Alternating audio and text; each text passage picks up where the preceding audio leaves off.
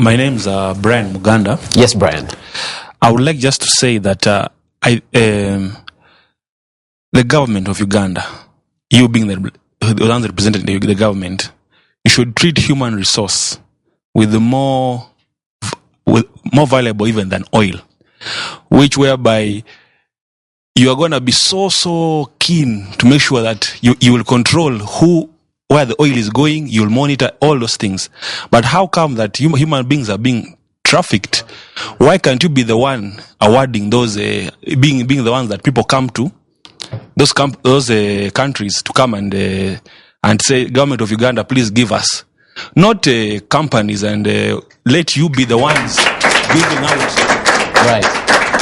Human resource is more important than anything else, because a country without people is no country at all. Forget about all right, your thank you very much, Brian. Everything. All right, thank you, Brian. That's Brian's comment. I don't know if you have something to say about it. And I want to agree with him, because a country is defined, or if you want to tell a country, you tell it because of its people. Its people. Yeah.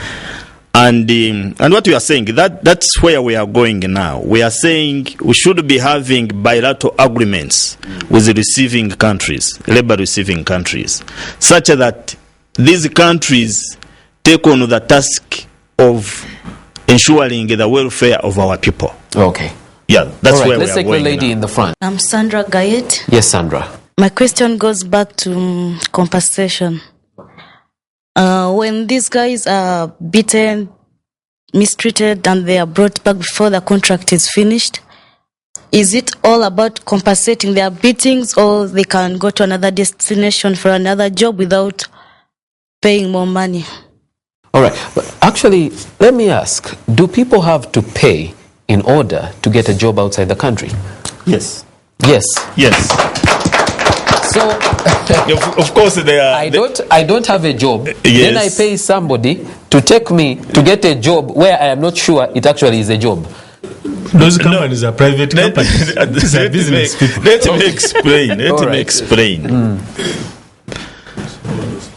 There are payments to be made, okay, in order to get a job. One, you have to pay 50,000 to cover the administrative costs of the company. On top of that, if the company has got a job order and the other company out there is not paying the air ticket, it's not ready to pay the air ticket, it's not ready to pay for medical checkup, then the candidate has to foot that. Okay. And on top of that, because the company is a middle person, these people, they are private companies. They are supposed to earn something. Okay. So they are paid the commission. All right. Let's go to Godfrey. Godfrey, you said you have a company that does this. Somebody give Godfrey the microphone. Godfrey, how much on average does one person pay in order for you to get them a job outside Uganda? No, as Mr. Milton was explaining, normally it depends on the contract. Okay, but what usually how much will a person pay? You pay money for the ticket, then money for medical. Of course, they cannot accept some. How much does it come to in total? No, these other expenses are done in Uganda way, but air ticket is paid in dollars. By the way, the cost for the ticket from here up to maybe Abu Dhabi, it's around $600. So you pay $600 plus these other expenses you are supposed to do domestically before you leave. So it's usually more than 1 million shillings. Of course. All right. Okay. Maybe moderator on that. I can add on that. There are countries like, say, Somalia, Afghanistan, and Iraq. Those ones, their contracts, you find that the employers there cover almost everything.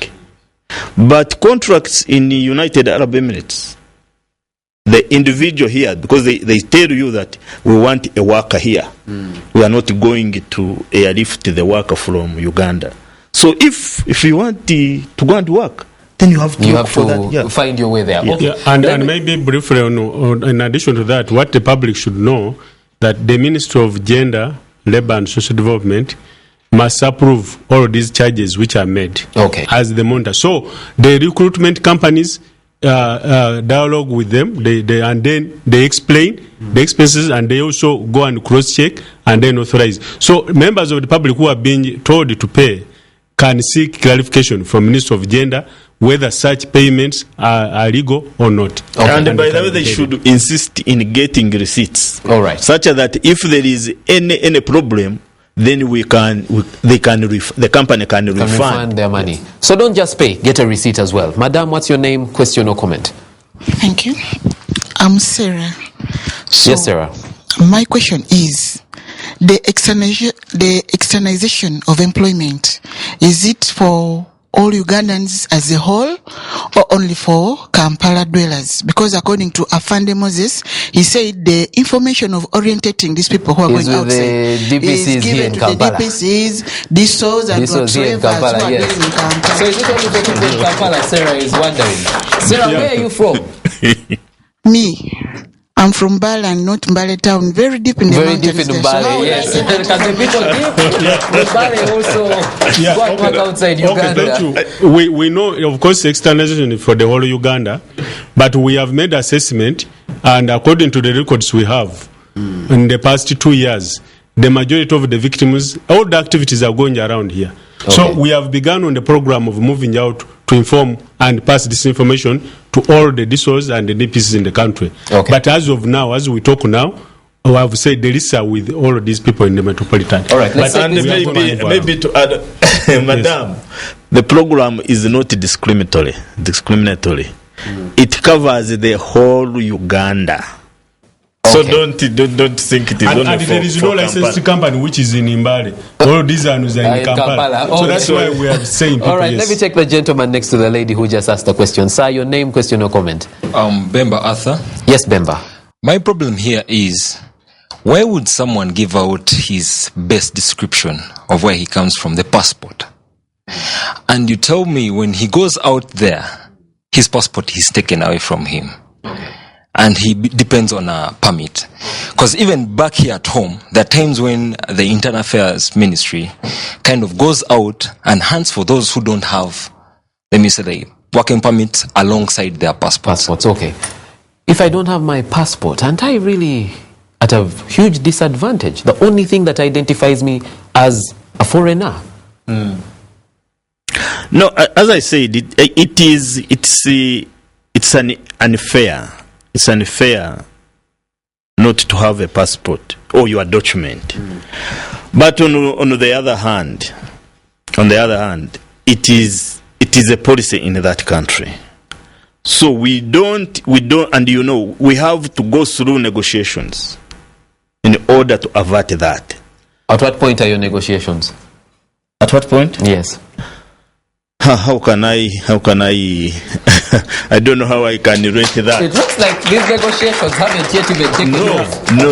No, it looks like the negotiations haven't even taken off. Maybe what I would want to tell members and viewers is that it is not only Ugandans who are being trafficked, and it is not only Ugandans whose passports are removed. This is an international. It is an international issue, and what we are telling you is to alert people that those are the laws. Those countries are they are sovereign. They have got their own laws, they have got their own constitutions. So we tell you, if you don't want your passport to be removed, don't go. Okay. As simple as that. All right, thank you very much. But as of now, otherwise, government is trying to negotiate with them. All right, there's an English saying that goes, not everything that glitters is gold. Not every opportunity that you're told about that's outside this country is actually a good opportunity for you. So make sure that you cross-check that company that's saying it can get you a job outside Uganda is actually licensed. Because when you get out there, most times you're actually on your own. Thank you for watching our Parliament. Until next week when we bring you another debate. God bless you.